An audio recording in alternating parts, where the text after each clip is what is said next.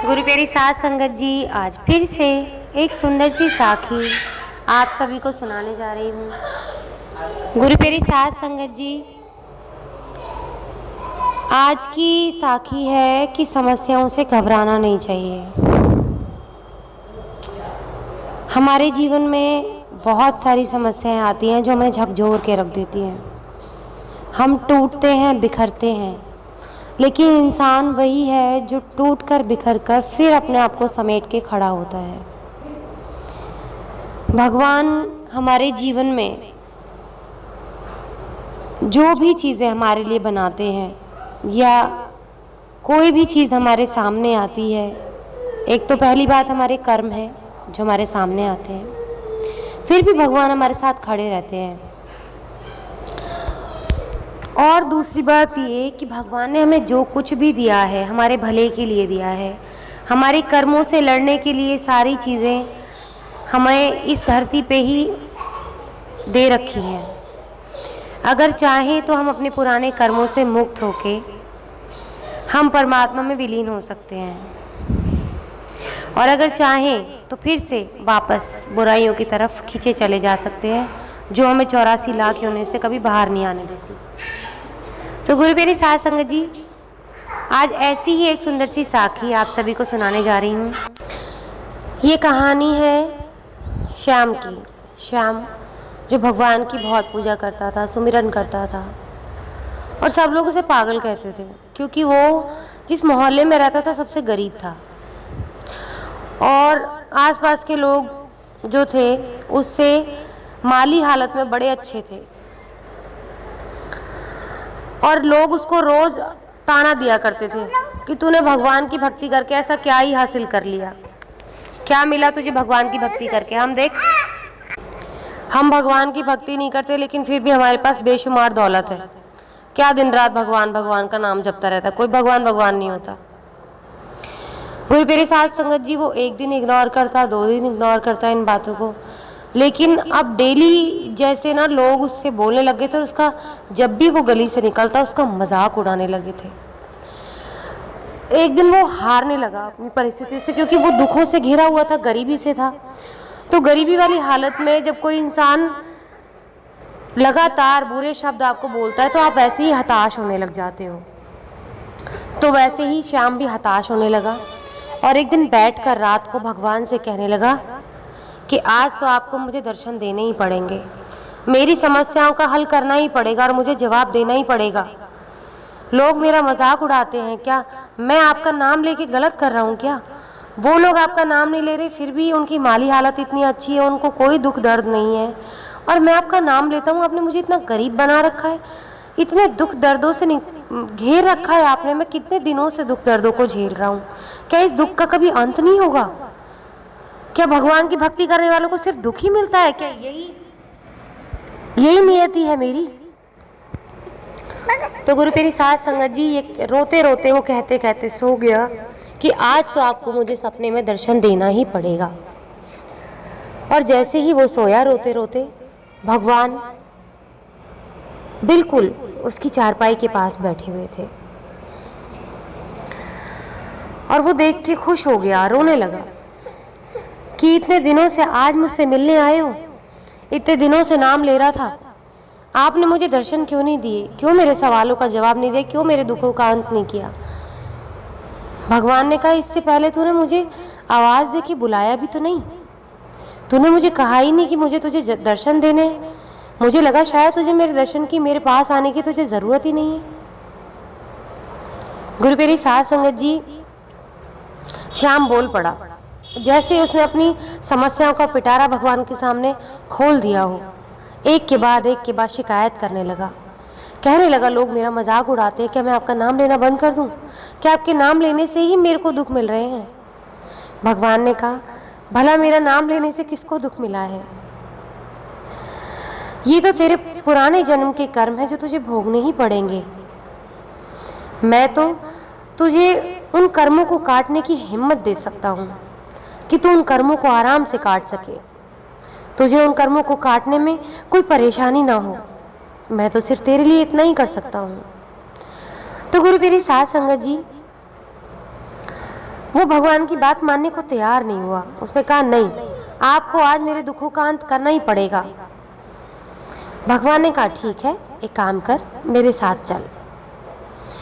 भगवान उसको अपने साथ सपने में ही एक जंगल तक ले आए। उस जंगल में एक बरगद का पेड़ था, उसमें बहुत सी पोटलियां लटकी हुई थी। भगवान ने उसको इशारा करते हुए कहा कि देख, वो बरगद का पेड़ देख पा रहा है? उसने कहा हाँ देख पा रहा हूँ। उसने कहा एक काम कर, इस बरगद पर ना अपनी परेशानियों की पोटली बना, जो जो तूने मुझसे दुख दर्द कहे हैं, जो तू चाहता है तुझसे दूर हो जाए, उनको एक पोटली में बांध के इस बरगद पर लटका दे। तेरी दुख परेशानियां सब गायब हो जाएंगे उसी वक्त से, जिस वक्त से तू इस बरगद पर उस पोटली को बांध देगा। बड़ा खुश हो गया श्याम। कहता अब तो मैं बिल्कुल अमीर हो जाऊंगा, मेरे जीवन से दुख तकलीफ निकल जाएंगे। मैं भी लोगों को सीने चौड़ा करके कह सकता हूँ कि भगवान की प्रार्थना करने से कोई दुख नहीं मिलता। मैं गरीब भगवान की प्रार्थना करने से नहीं हूँ। जैसे ही वो पोटली बना के आगे बढ़ने लगा तो भगवान ने कहा कि एक शर्त है, ऐसे ही नहीं बांध सकता तू पोटली, क्योंकि याद कर इन पोटलियों में तेरे कर्म हैं और इन कर्मों को तू वहाँ बांधने जा रहा है। तो श्याम ने कहा कि मुझे क्या करना पड़ेगा? तो गुरु मेरी साध संगत जी, भगवान ने कहा कि अगर तू एक पोटली बांधने जा रहा है तो दूसरी पोटली तुझे वहां से उतार कर लानी पड़ेगी। पहले तो वो हिचका, लेकिन अपने दुख तकलीफ उस समय उसको बहुत ज़्यादा लग रहा था। उसने कहा कैसे भी करके मेरा इलाज तो हो मेरी दुख तकलीफों का। अब वो चल पड़ा। अब जैसे ही अपनी पोटली बांधी, उसके बाद उसने आसपास की पोटलियों को टटोलना शुरू किया और सबसे छोटी जो पोटली थी उसको उतारने लगा। फिर वो सोचने लगा कि क्या पता इस छोटी पोटली में कोई बड़ी बीमारी मेरे अपनों के लिए छुपी हो। फिर उसके आसपास की पोटलियां टटोलने लगा। उसको लगा अगर मैं इस पोटली को लूँगा कहीं ऐसा ना हो कि मेरे अपनों का कुछ बुरा हो जाए। फिर दूसरी पोटली को टटोला। उसने सोचा कि कहीं मेरे किसी अपने की बिना किसी अकाल मृत्यु हो जाए। अब वो डरने लगा, एक एक पोटली को उतारने से पहले डरने लगा कि मैं किस पोटली को लेकर जाऊं। और फिर बाद में वो हताश हो गया और उसने भगवान से कहा कि मुझे आपकी शर्त कोई मंजूर नहीं है, मैं अपनी इस पोटली के सहारे ही जी लूँगा, मेरे दुख तकलीफ़ों से लड़ना सीख लूँगा। मेरे दुख तकलीफ़ों के बदले मैं अपनों को दांव पर नहीं रख सकता। क्या पता मेरे अपनों के लिए उसमें दुख छुपा हो, मैं अपनी तकलीफ़ों से लड़ लूँगा, बस मैं अपनी पोटली ले जाऊंगा अपने घर वापस। भगवान हंस के कहने लगे यही तो मैं तुझे समझा रहा था कि तेरे कर्म तुझे खुद काटने पड़ेंगे। तेरे कर्मों को कोई और नहीं काट सकता। हाँ, तेरे कर्मों को काटने के लिए मैं हिम्मत दे सकता हूँ, तुझे लड़ने की ताकत दे सकता हूँ। तू कब उन कर्मों से बाहर निकल जाएगा तुझे पता भी नहीं चलेगा। तो गुरु पेरी साध संगत जी, भगवान ने उसको हिम्मत दी और उसको कहा कि जब जब तू मुझे पुकारेगा सच्चे मन से, मैं तेरे पास ही रहूँगा, मैं तेरे आसपास ही हूँ। जब तुझे ज़रूरत लगेगी तो बिल्कुल तेरे हाथ से हाथ मिला के तेरे कर्मों को काटने में तेरी मदद करूँगा। और इससे ज़्यादा मैं कर भी क्या सकता हूँ, क्योंकि मेरे बच्चे जो कर्म तूने बोए हैं वो तो तुझे काटने पड़ेंगे ना।